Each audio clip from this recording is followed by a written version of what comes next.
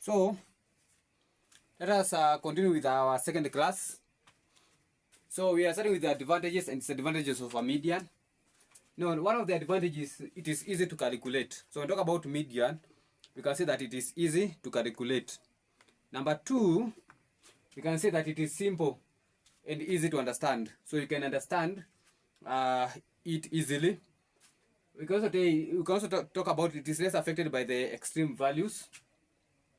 We can also say that it can be calculated by inspection in some cases, and then it is especially useful in the study of quantitative phenomena. This advantage is the same as those of arithmetic mean, so that is okay. Let us go to the disadvantages. It is not a suitable representative of a series in most cases. So in most cases, arithmetic mean is most useful. This one because we derive those values from a series which we do not consider a lot of information, then it is considered not suitable representative. Then it is not suitable for further algebraic treatment. So we cannot treat it further using other statistical method. And then it is not used frequently compared to arithmetic mean. So AM means arithmetic mean. So arithmetic mean is mostly used in comparison to. So that's another disadvantage of median. It is not used frequently as compared to AM, arithmetic mean. Then it cannot be determined exactly in the case of continuous series. So you cannot get the exact number when the data is continuous. As you that one, I think you did see it in our previous class how we computed median when we have a continuous series, and you can easily say you can say that it cannot be determined exactly when the data is continuous. These are some of the properties. Number one, it's a positional average. That is correct. It's a positional average. So we determine the median through the position after determining the ascending and descending order of the values. Then the sum of the absolute value or of the deviation. So when we sum the deviation of median, we shall get the most least value. Then the median is greater than the mean when the distribution is skewed towards the left, and it is less than the mean when the distribution is skewed toward the right. So we shall talk about skewness later. Now that's all about what you need to know about advantages and disadvantages of median. Let's talk about the harmonic mean. Now harmonic mean is the reciprocal of the arithmetic mean. So when we talk about the reciprocal of arithmetic mean, then we are talking about harmonic mean. Now we have two methods of determining harmonic mean. So we have the one for the ungrouped data, and we have for the grouped data. So for ungrouped data, harmonic mean is equal to n over summation of the reciprocal of the arithmetic mean. Then for grouped data, harmonic mean is equal to n divided by summation of the frequency multiplied with the reciprocal of the mean. Now let us see the computation. Let us start with the first data. Calculate the harmonic from the following data. Let me give you the data. I did not mention the data. So let me give you the data. So the data is 1, 2, 4, 5. 1, 2, 4, 5. 1, 2, 4, 5. 8, 10, and 10. So 1, 2, 4, 5, 10, and 10. 1, 2, 4, 5, 8. 1, 2, 4, 5. 1, 2, 4, 5, 8, 10, and 10. So let's do the solutions for this kind of. Let us start with the example 1. Let's start with the example 1. Example 1. Now, example 1, we need to find our x. Our x. So we are doing example 1. Our x is 1, 2, 4. 1, 2, 4. I need to give it a space. 1, 2, 4, 5, 8, 10, and 10. I think that one is fine. So when we are computing harmonic mean,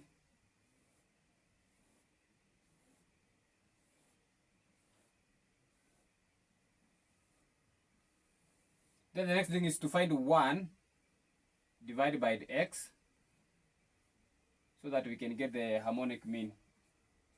So 1 divided by x. So 1 divided by 1 is equal to what? So let us start with the first one. So 1 divided by 1 as number 1. That one is fine. So 1 divided by 1. So 1, this is 1 divided by x. Supposed to be 1. Let me put it correct. 1 divided by x. So this one, 1 divided by x. So 1 divided by x. So the first one is 1. So 1 divided by 1 is 1. 1 divided by 2 is 0.5. 1 divided by 4 is 0.25. 1 divided by 5 is 0.2. 0. 1 divided by 8 is 0.125. 1 divided by 10 is 0.1, and also 0.100. So we need to find the summation of. So we need to find the summation of 1 over x. So summation of 1 over x is we add all the x. So we add 1 plus 0.5 plus 0.25 plus 0.2 plus 0.125 plus 0.1 plus 0.0. So let us add 1 plus 0.5 plus 0.25 plus 0.2 plus 0.125 plus 0.1 plus 0.1. So we are getting 2.275. 2.275. So harmonic mean will be equal to n over summation of 1 over x, which is, our n is the number of observations. So 1, 2, 3, 4, 5, 6, 7. So we have 7 observations. We divide by summation of 1 over x, which is 2.275. So 7 divided by answer. So our mean is 3.08. So 3.08. So 3.08. So this is our mean. 3.08 for example 1. So example 1 is done. Let's go to example 2 for discrete data. Example 2 for discrete, discrete, not descript. Discrete data. So you allow me to wrap this side.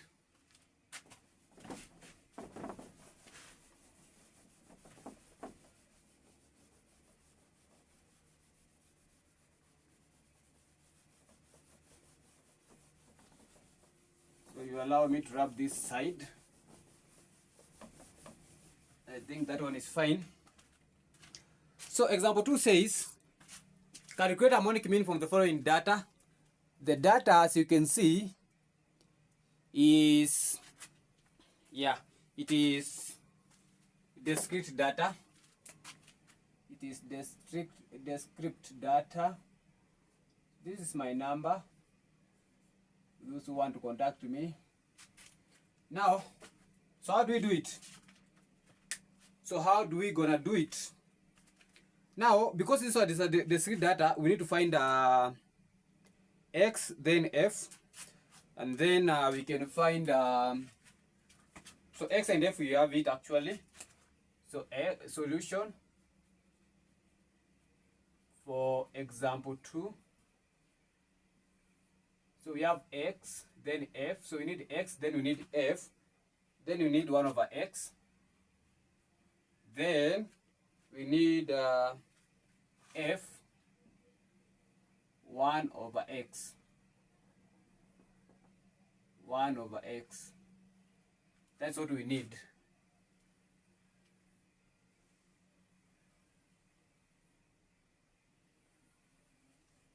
So that is what we need.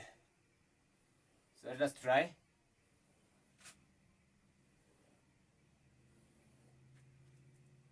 So we have 3, 4, 5, 6, 7, 8, 9, 10, up to 11.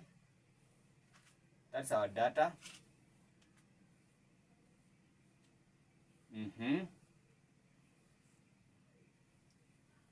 So I prefer to put it inside the cells so that we don't confuse or we don't omit any value. So as I said, I prefer to put it inside the cells. So these are the boxes are the cells. So the boxes are the cells. Then we have 2, frequency 2, 5, 9, 2, 5, 9, 14, 15, 8, 6, 3, and 1. So let's find the first one, 1 divided by x. So 1 divided by x. So our x is 3. So 1 divided by 3, which is 0.33. So 0.333. So 1 divided by 4. Our 4x is 0.250 divided by 5.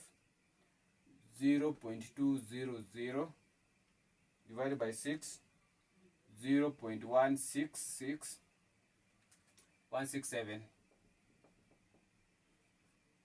divided by 7.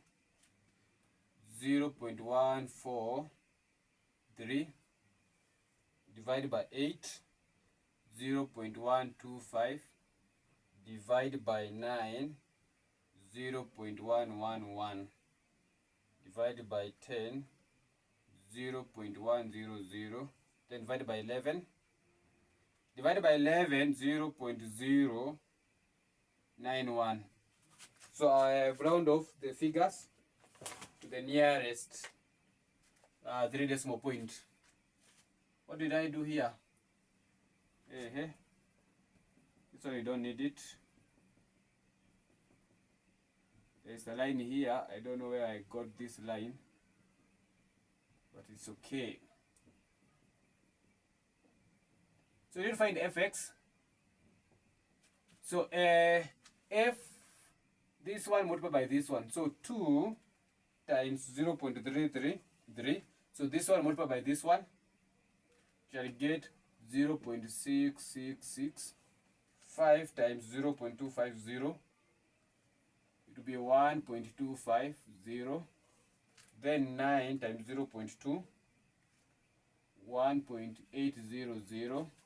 14 times 0.167. 2.338. 15 times 0.143. 2.145. Then 8 times 0.125, which is 1.000. 6 times 0.111, that one is 0.666. Then 3 times 0.1 to be 0.300. Then this one will be same 0.091. So we need to find the summation of f1 over x. The summation of f1 over x. Summation of f1 over x. So we add everything. So we add 0.66 plus 1.25 plus 1.8 plus 2.338 plus 2.14 plus 1 plus 0.666 plus 0.3 plus 0.091. So 0.666, 1.25, 1.8, 2.338, 2.145, 1, 0.666, 0.3, 0.091. So when we add them together, we shall get a figure of 10.256. This 10.256 is what we call the reciprocal of the mean. Now let us find the harmonic mean. Now harmonic mean, as we said, is equals to Rn over summation of frequency.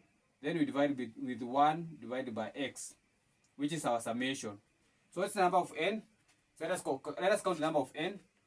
1, 2, 3, 4, 5, 6, 7, 8, 9. So it is 9 divided by the 10.256. So 9 divided by 10.296. So how much will that be? I think I've made a mistake somewhere. I have made a small mistake. N is supposed to be our total frequency, this one. So we add them together. So when we have frequency, we don't use n as number of item. We use them as n as the total frequency. So we need to add them together. So total frequency. So this is supposed to be summation of f, which is our frequency. Summation of f, which is, remember f is our frequency. So remember in that case, f, which is the same as n, is the total frequency. So 2 plus 5 plus 9 plus 14 plus 15 plus 8 plus 6 plus 3 plus 1. How much will that be? It will be around 63. So when you add them together, you shall get 63. Let us confirm. 2 plus 5 plus 9 plus 14 plus 15 plus 8 plus 6 plus 3 plus 1. So 63. So meaning the figure here is 63. So let us get the mean. So 63 divided by 10.256. The mean is 6.143. So that is the mean. 6.143. 6.143. 6.143. Let us do the last example here for continuous data now. Let us do for the continuous data. Continuous data.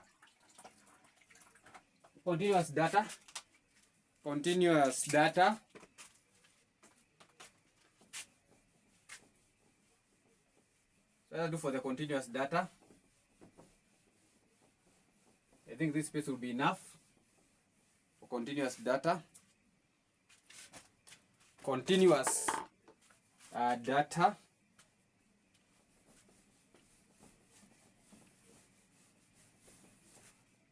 So continuous data. I think I will use a blue pen.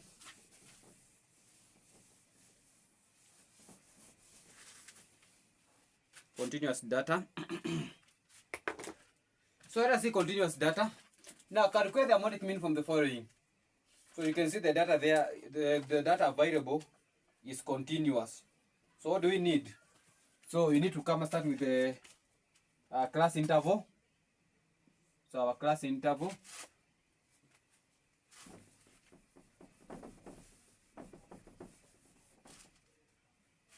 So we start with our class interval. Then x, then frequency, then 1 over x,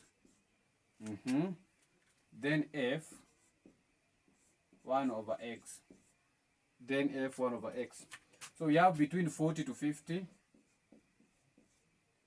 50 to 60, 60 to 70, 70 to 80, 80 to 90, then we have 90 to 100. So remember, this is basic statistics. So remember, this is basic statistics that you need to understand.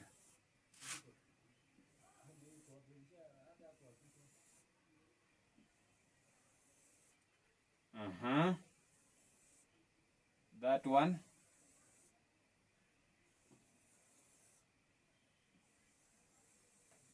So we have some figures. For example, we have frequency. It is 20, 25, 36, 72, 51, and 40.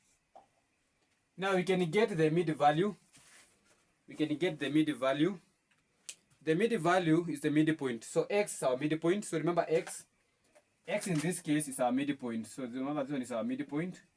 Remember the midpoint. Let us start with the first one. 40 plus, so you take the upper limit plus the lower limit, you divide by 2. So 40 plus 50 divided by 2, that is 45. 50 plus 60 divided by 2, which is 55.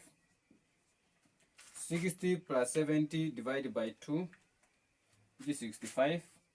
That will be 75, 85, and then 95. So when you complete. Now we need to find 1 over x. So 1 over x is 1 over 45. So yeah, the first one is 1 divided by 45, which is 0.022. Then 1 divided by 55, 0.018. Then divided by 65, 0.015. Then divided by 75, 0.013. Divided by 85, 0.012. Then divided by 95, 0.011. Let's get f multiplied by 1 over x, which is this multiplied by this. So 20 divided by 20 multiplied by 0.022, this is 0.44. 25 times 0.018, which is 0.45. Then 36 multiplied by 0.015, which is 0.54. 72 multiplied by 0.013, which is 0.9936. So it is in 3 decimal place in that case. 51 multiplied by 0.012, 0.612. Then 40 multiplied by 0.011, which is 0.44. Now we need to find the summation. Let us find the summation. Summation of what? Of f 1 over x. So we add them together. So 0.44 plus 0.45 plus 0.54 plus 0.936 plus 0.612 plus 0.44. So 0.44, 0.45, 0.54, 0.936, 0.612, 0.44. So I'm getting a figure of 3.418. This pen is not writing, so let me substitute it with another one. So 3.148. Correct. Now remember, harmonic mean is equals to n over summation of the frequency 1 over x. So our n is our total frequency. So let's add this frequency, because we have frequency in this case. So if we have frequency, you have the frequency. If we don't have the frequency, n will be the number of items. For example, 1, 2, 3, 4, 5, 6. It will be 6 if there was no frequency. But because we have frequency, then we need to add them. So 20 plus 25 plus 36 plus 72 plus 51 plus 40. So I'm getting 244. So meaning harmonic mean in this case, it will be 244 divided by the 3.418. So divided by the 3.418. So I'm getting a figure of 71.38. 71.38.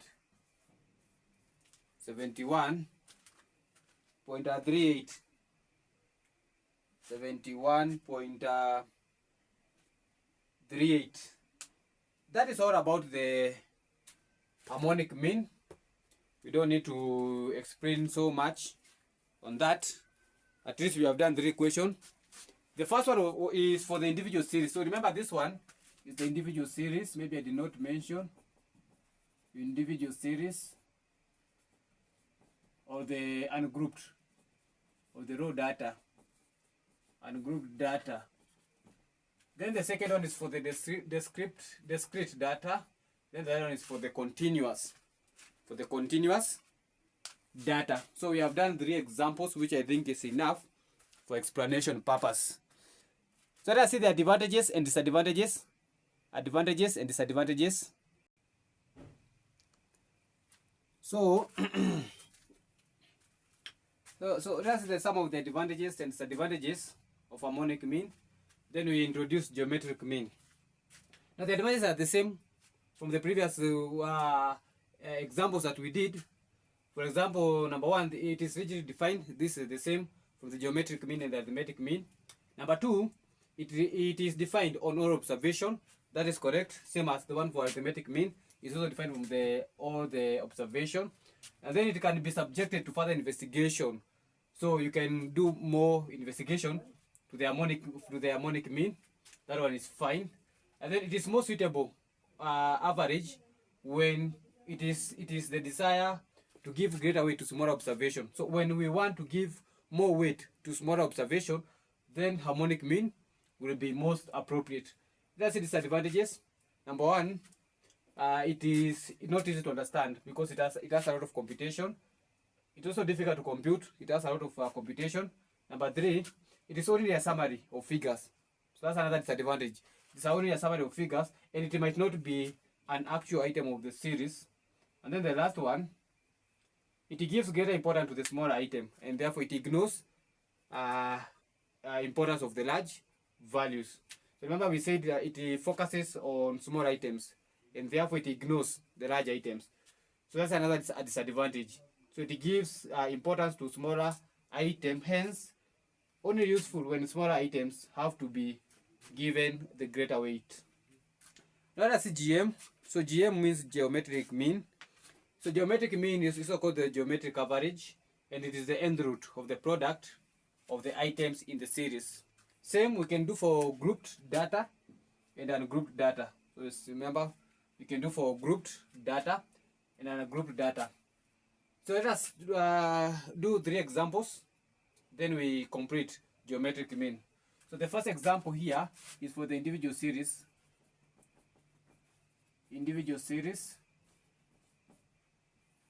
Now compute the geometric mean from the following data. So compute geometric mean from the following data. Compute geometric mean from the following data. Compute geometric mean from the following data.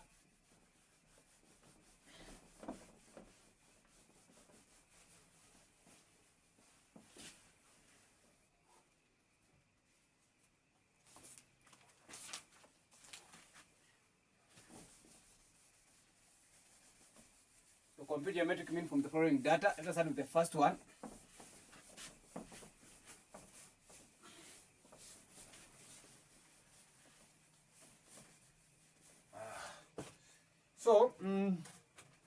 So compute the geometric mean from the following data. So we have 130, 135, 140, 145, 146, 148, 148, 149, 150, and 157. Let us see solution for example 1. For example 1, so we have x, then the log of x. So remember we need to reuse log in this scenario. So remember you need to find the log. So 130, 135, 140, 145, 146.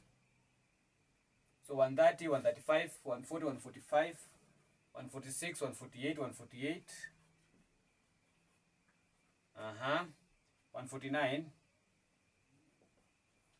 149, 150, 157.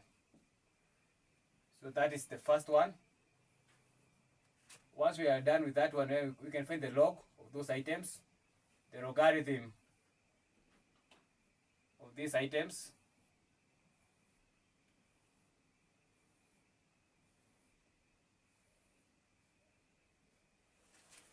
So let us find the logarithm of these items. Number 1, log of 130, log of 130, 2.114. So I will round up to 4 decimal place. Log of 135, 2.130. Log of 140, 2.146. Log of 145, 2.161. Log of 146, 2.164. Log of 148, 2.170. 2.170. The log of 149, 2.173. Then 150, 2.176.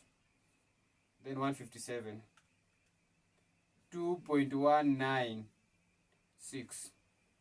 So we need to find the summation of log x. So we add them together. So let us add all these logs together. So it will be 2.114, 2.13, 2.146,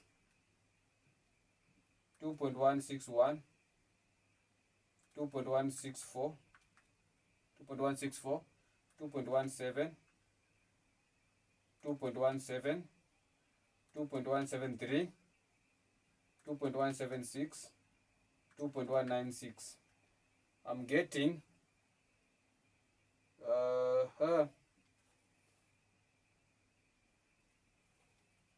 log of 157 is 2.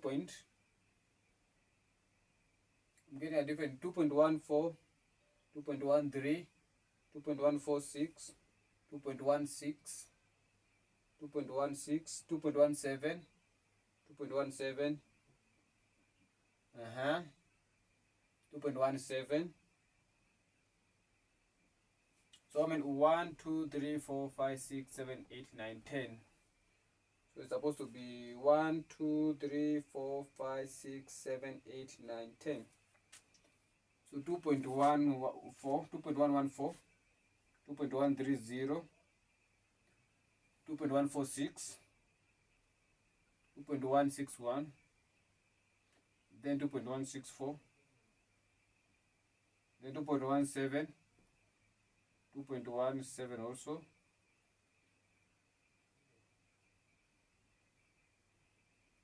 so I've ignored one item, which is 2.17, so plus 2.17, okay, 2.114 plus 2.13, 2.146, 2.161, 2.164, 2.17, 2.17, 2.173, 2.176, 2.196. So I'm getting 21.6. I hope this one is the correct figure. Now remember, our geometric mean is the antilog of summation of log x over n. So n is the number of observation. So n is the number of observation, which is, because you don't have frequency, so n will be number of observation 1, 2, 3, 4, 5, 6, 7, 8, 9, and 10. So n is 10. So 130, 135, 10. 1, 2, 3, 4, 5, 6, 7, 8, 9, 10. So it's supposed to be 10. 10 observations. It's supposed to be 10 observation. Yes. So we shall say the GM will be equal to the antilog of the summation of log x 21.6 divided by 10. So to be the antilog of, so 21.6 divided by 10, which is 2.16. So antilog, so from your calculator you click shift then log. So shall you get something like 10, then you put 2.16. Small 10. Let's say small 10. Antilog of that figure, so 21.6. So I'm getting the antilog of 2.16.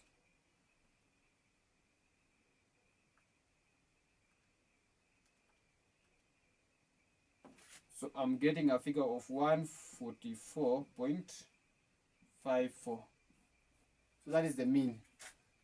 144.54. So that is our geometric mean. So this one is for the individual series. Let's go to the next one. The next one is this discrete series. Now discrete series, we are going to use the same format as the one that you can see there. So we are going to use the same format. So let's try. So calculate the mean from the following. We have the weight and we have the number of students. The number of students is our frequency in this case. So the weight and we have the number of students. So let us do it. So example 2. So we are moving to example 2. Example 2. So allow me to wrap this.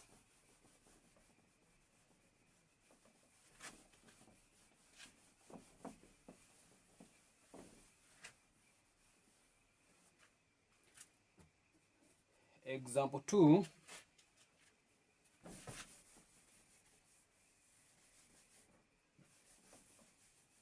I need to wrap this one completely.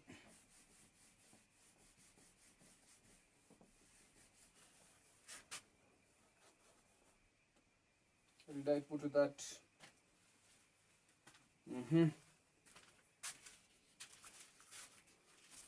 So this one.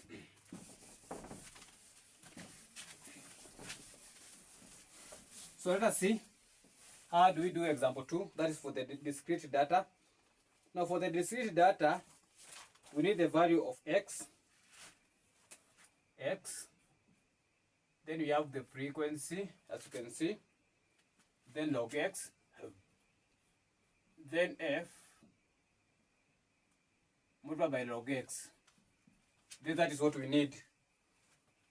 So once we have that data, we can maneuver and get the final solution. So we have 115.5 as our first item. Then you have 125.5 as our second item. Then you have 135.5 as our third item. Then you have 145.5. Then we have 155.5. Then the last item is 165.5. In that order. Then we have the frequencies, so don't forget about the frequencies. Now the frequency is 4, 10, 14, 53, 7 and 12. So we need to find the logs. Now in this case we need to find the logs. So let us see the first one, log of 115.5. 115.5, which is 2.062. Then you have 125.5, which is 2.09899, because we let us round off to the nearest 3 decimal point. Then 135, which is 2.132. Then we have 145, which is 2.163. Then the log of 155, 2.192. Then the log of 165, 2.219. Good. Now once we have this one, we can find f multiplied by log x, so 4 times. So 4 times 2.062, which is 8.248. Then you have 20.99. Then you have 14 times 2.132, 29.848. Then you have 53 multiplied by 2.163. We have 114.639.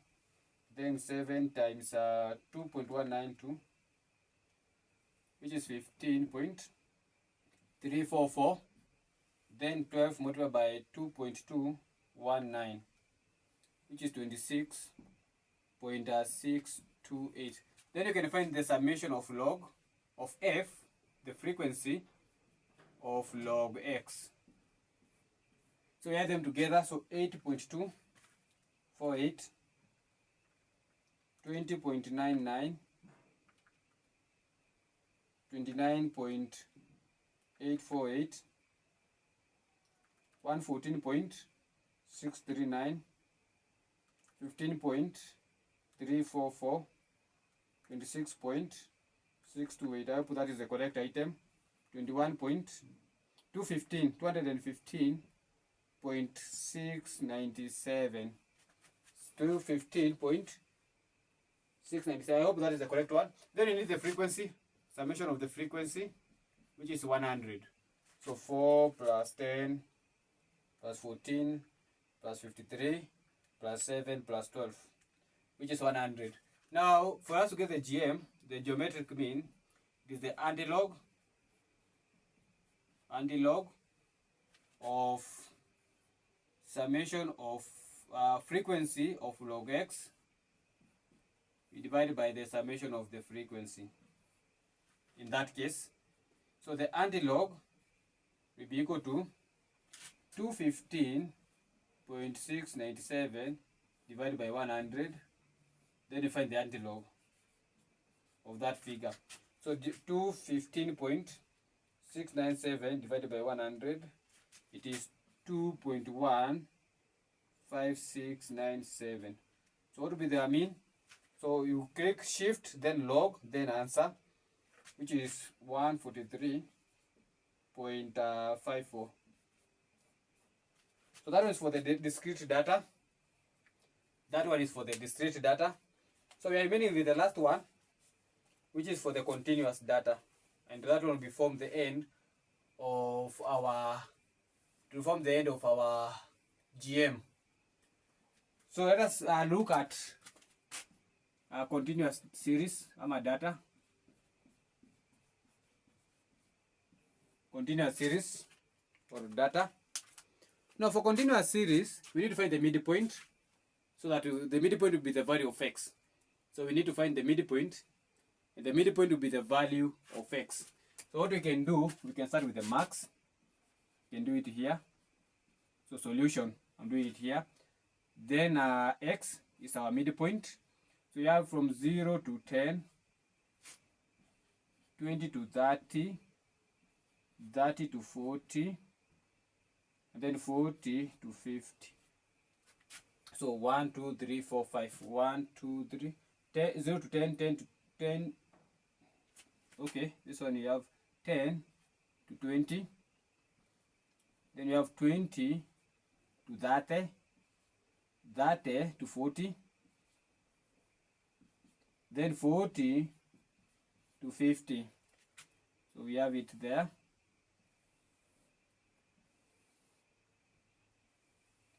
Then we find the midpoint. So we need to find the midpoint.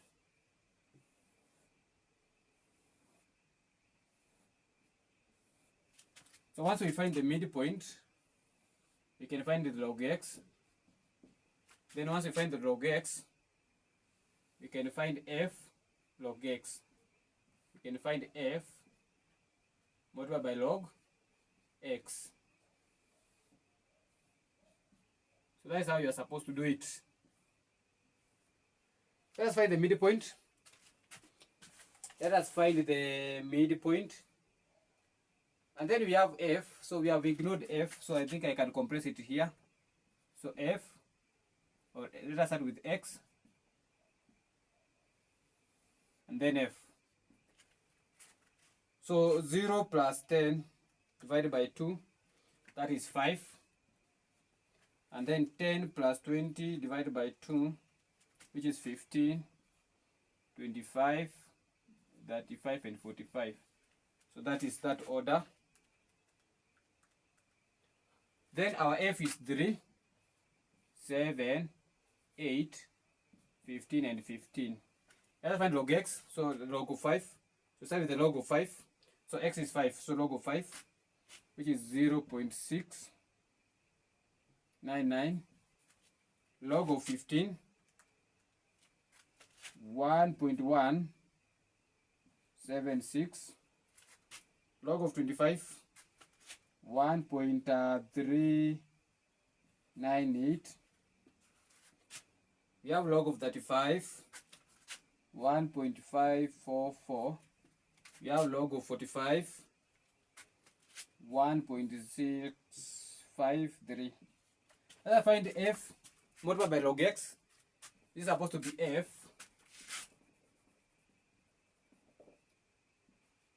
multiplied by log x. So let's start with the first one. 3 multiplied by 0.699, which is 2.097. 7 multiplied by 1.176, which is 8.232. Then 8 times 1.398, 11.184. Then 15 times 1.544, which is 23.16. Then 15 times 1.653, which is 24.795. So we let us find summation of f,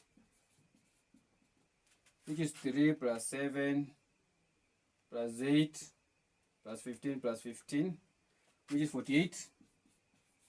Then summation of f log x, summation of f log x, so we add them. 2.097, 8.2, 32, 11.184, 23.16, 24.795. That will be equal to 69.468. So 69.468. Good. Now we can find the GM. So GM in this case will be equal to antilog, the antilog of summation of f log x over summation of frequency. So our AL is the same as 69.468 divided by 48. So our A antilog will be equal to, divided by 48, 1.44725. So I find the antilog of the answer. So antilog answer, it will be equal to 28. So that is the mean. That is the mean of, that is the mean of what? That is the mean of the geometric mean of the continuous data. So I think we can conclude by checking the advantages and the disadvantages. Advantages and disadvantages. Advantages and disadvantages of the geometric mean.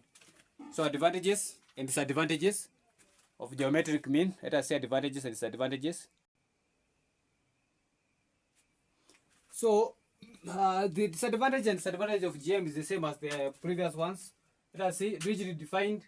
It considers all the items. So based on all the items, it is suitable for averaging ratio, rates, and percentage. It is capable for further treatment, mathematical treatment, and it is not affected by the presence of extreme values. Those are the repetition. Disadvantages, it cannot be used when the values are negative. That's one disadvantage. It cannot be used when the values are negative. Now it is difficult to calculate, particularly when the items are very large.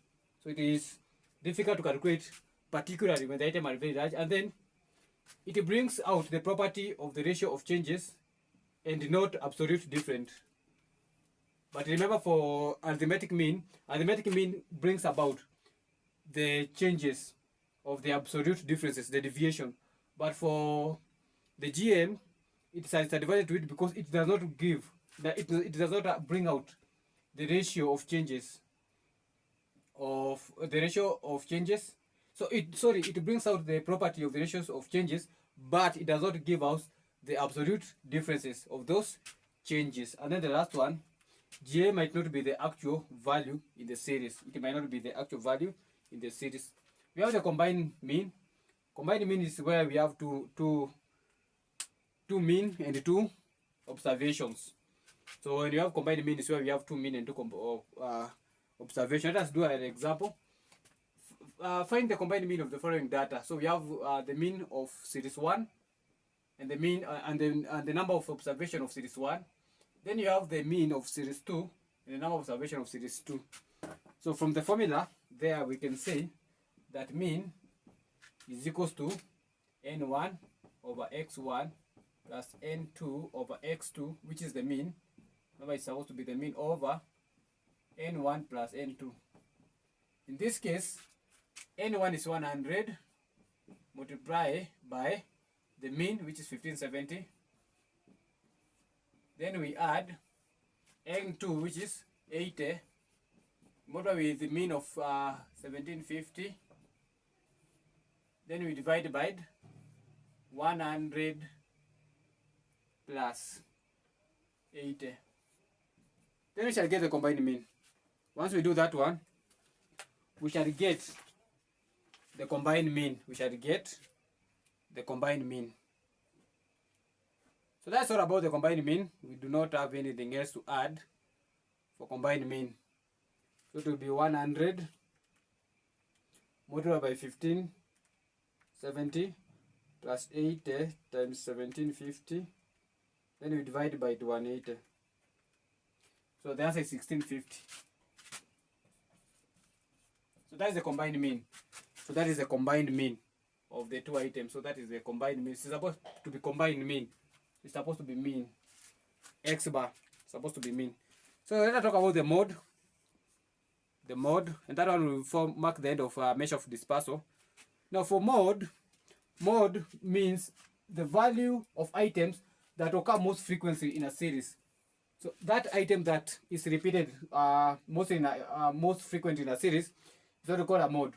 Then we shall compute for grouped data and for ungrouped data. So for grouped data and for ungrouped data. Let's say for the ungrouped data. For ungrouped data, we do not need to do anything. We just inspect the data. How do we inspect the data? Let us see an example. What is the mode of the following data? Now we check the number which is repeated most of the times.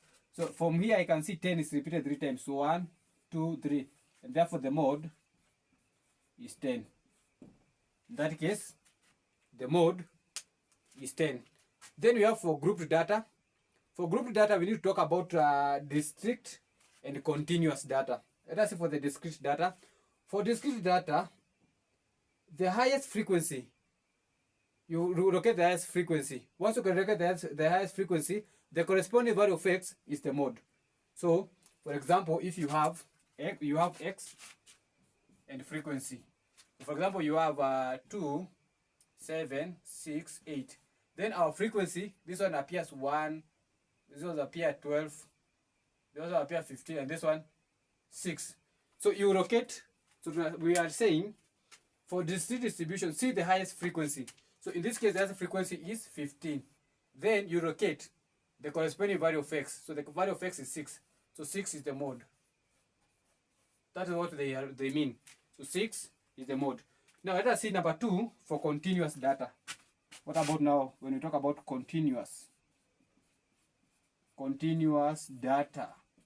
So continuous data will be our final item for mode. Continuous data. So let us see continuous data. So we talk about continuous data for mode. You have 3 formulas. The first one, it is the most recommended one, where we take the lower class boundary of the model, fm minus f1 divided by the f1 minus fm times fm minus f2. That is the most recommended formula. That is the most recommended formula, but remember you need to multiply here by xi. Xi is our magnitude of the class interval. Then you have the second one, which is you can also use if you want, which is f2, f1 plus f2 times the magnitude. Then we have the third formula, 3 mean minus 2 arithmetic mean. So if you are using the third formula, it means you need to calculate the median, then you need to calculate the arithmetic mean, then you calculate the mode. Now for my case, because you know how to calculate the median and the arithmetic mean, I'm not going to use the third formula. I'm going to use the first formula. Now we need to, from this one, we need to determine the model class. From that one, we can see clearly that the model class is 11. That is clearly that the model class is 11, meaning this one forms our model item, our model items. So from our model of items, what's our minimum boundary? So remember our mode. Remember mode is given by L plus Fm minus F1 over Fm minus F1 times Fm minus F2. Then what you get, you multiply by the xi, the magnitude. Now the first thing that you do, the first step is to determine the model class. So it's a model class. A model class is the class which is frequently repeated. So we can see from our number of students, which is our frequency, the class that is mostly repeated is the one which is as 11 frequency. So that's our model class. Now once we identify the model class, then when we want to calculate our mode, it will be equal to the L is the lower class boundary, which is, so our class is 20 and 30, the lower is 20, plus, now we need to take our FM. Our FM is the frequency model group. Frequency model group is which one? It's 11. 11 is our frequency model group. So 11 minus, so you need to minus F1. F1 is the frequency preceding the model group. Frequency preceding the model group is the one which is above, minus 7. We divide by Fm minus F1. So Fm minus F1 is the same as the one above.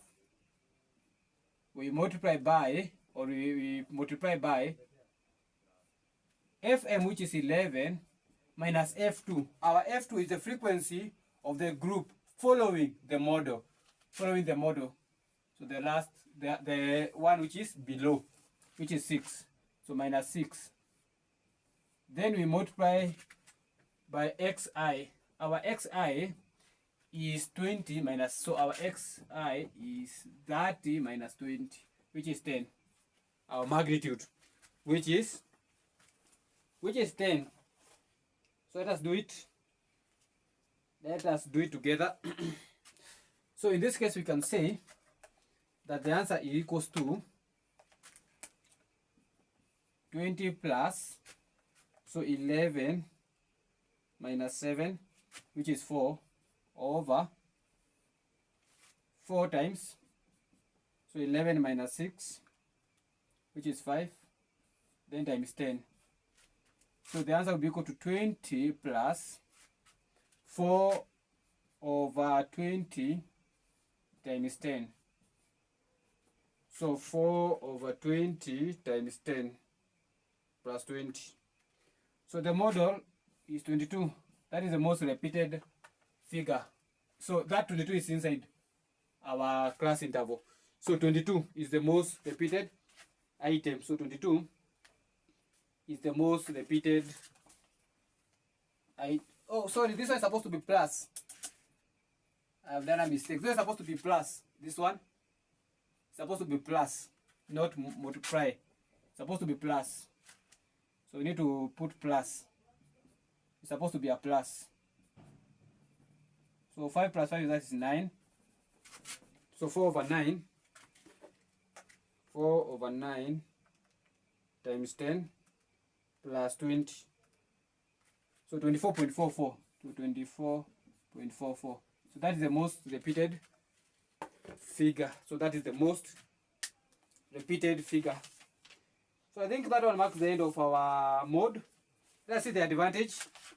Number one, easy to understand. So number one, mode. Number one, easy to understand. Number two, extreme value. Extreme value do not affect the mode. Do not affect the mode. Affect the mode. And number three, it possesses merits of simplicity. So it possesses the merits of simplicity. Merits of simplicity. Simplicity. Let's see the disadvantages. Disadvantages, which we are doing very fast. It is not clearly defined. It often not clearly defined. Not clearly defined. And number two, we can talk about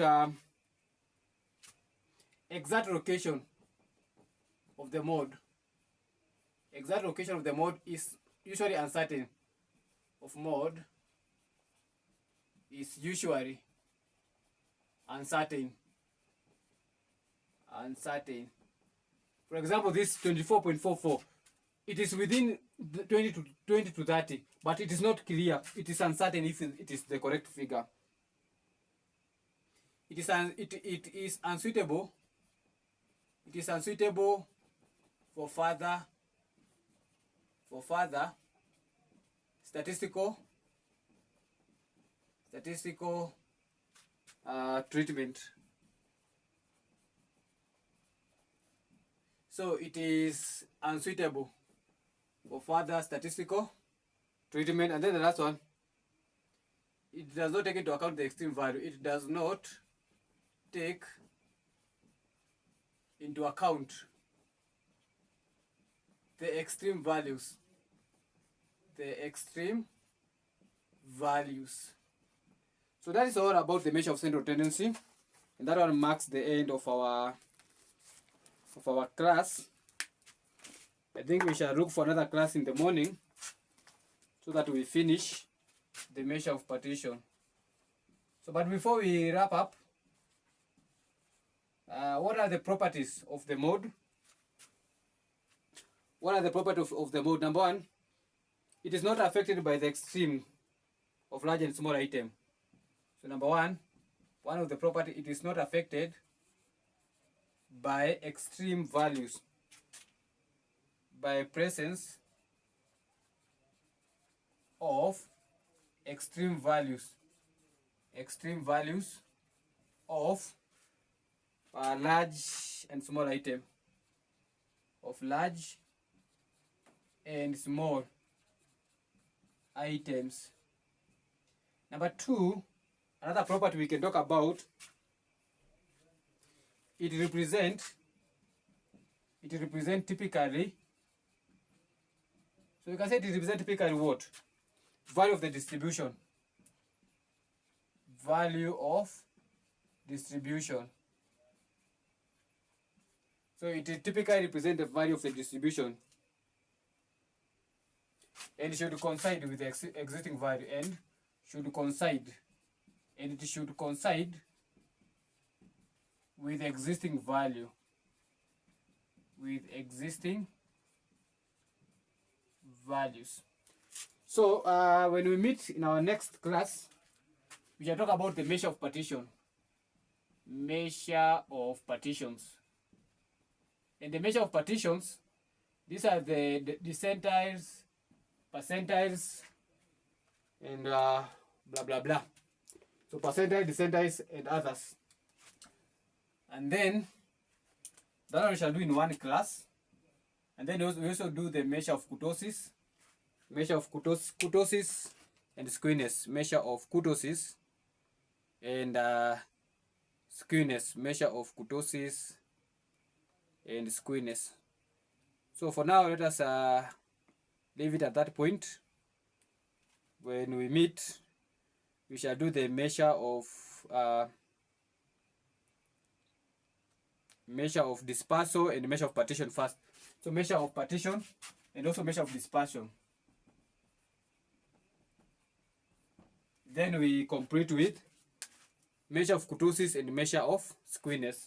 Measure of kurtosis and measure of squareness. So we are remaining with 4 items. So measure of partition, measure of dispersion, measure of kurtosis, and measure of squareness. So 4 items. Hopefully we shall be able to complete it in our next series of the class. So at that point, let us meet and we start from the measure of the others. So good night.